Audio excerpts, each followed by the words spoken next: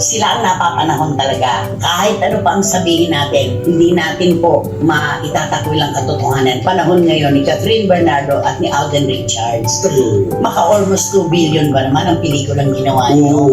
Na mukhang masusundan din agad-agad, pinagpapahinga lang. Ay, naku, yan na lang. Baguhan ngayon. Kaya lang, di ba, nagkawatak-watak na nga yung pan si Catherine sa ni Daniel. Yes. Merong cut din ngayon, di ba?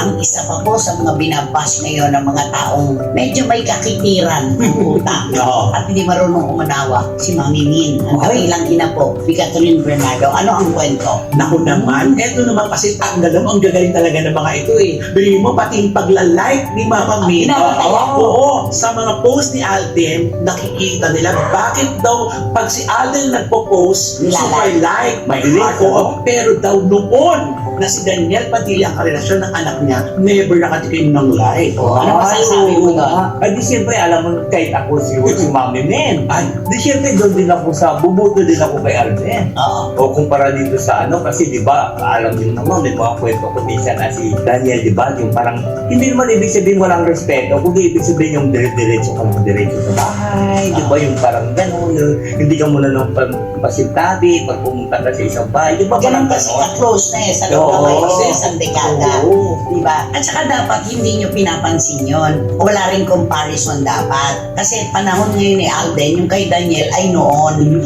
At kung pakakalaliman naman natin yung pag-usap, syempre kung ako ina ni Catherine Bernardo, nakikita ko yung anak ko na umiiyak sa kanyang karelasyon.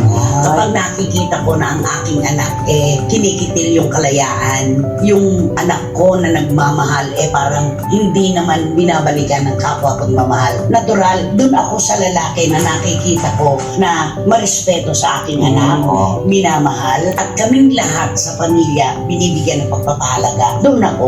Ayun. At saka walang question sa magulang, sa nanay ng mga, lalo na ng babae, niligawan. Huwag niyong question nyo kasi alam ng nanay, mothers knows best. Mother knows best. Mother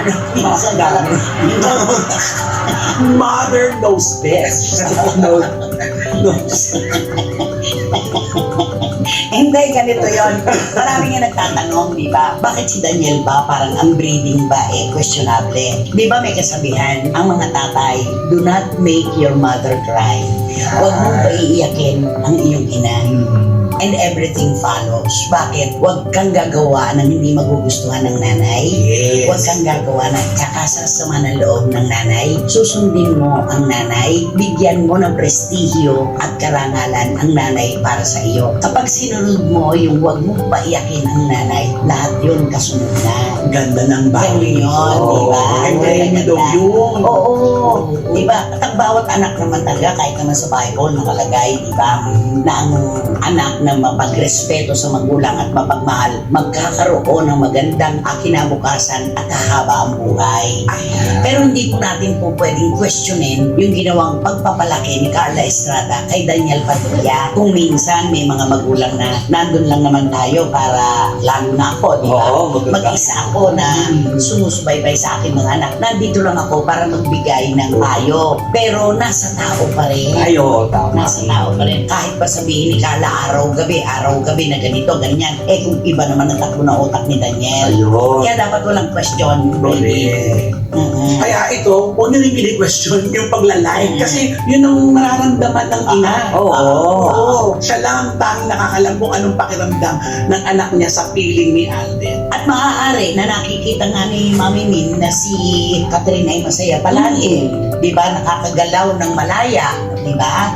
Di ako man, kung ako ang nanay, wala pong magulang na gustong makakita ng anak nung iiyak ang humihirap.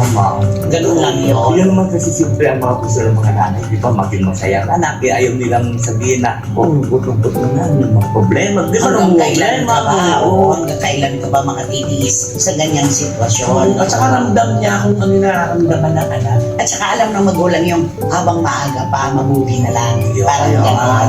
Ganun lang yon. Kaya ayaw niya pong ibinabash si Mami Min. Yung kanyang ginagawa ngayon ay bukal sa kalooban, pina-follow niya at nilalike ang mga posts at sinasabi ni Alden Richards. At yun din siguro ang pinag-uusapan nila sa pamilya. Totoo. Diba? Ayun lang naman Oo. yun. At saka alam mo, pag close na kayo, yun yung pagla-like, matik na yun eh. Kasi automatic na gusto mo siya eh. At kahit naman siguro kahit sino na may magugustuhan talaga si Alden. Totoo. Kahit sinong magulang. Naku, kahit naman hindi magulang, kahit kami lang. Oo.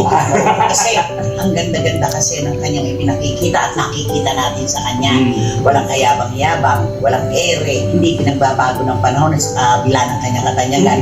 Natural, gugustuhin mo talaga ang katulad ni Alden Siyempre, Richards. oo. Diba? Hindi maramot sa Marespeto. kredito. Ay, oo. Diba? Yun yun.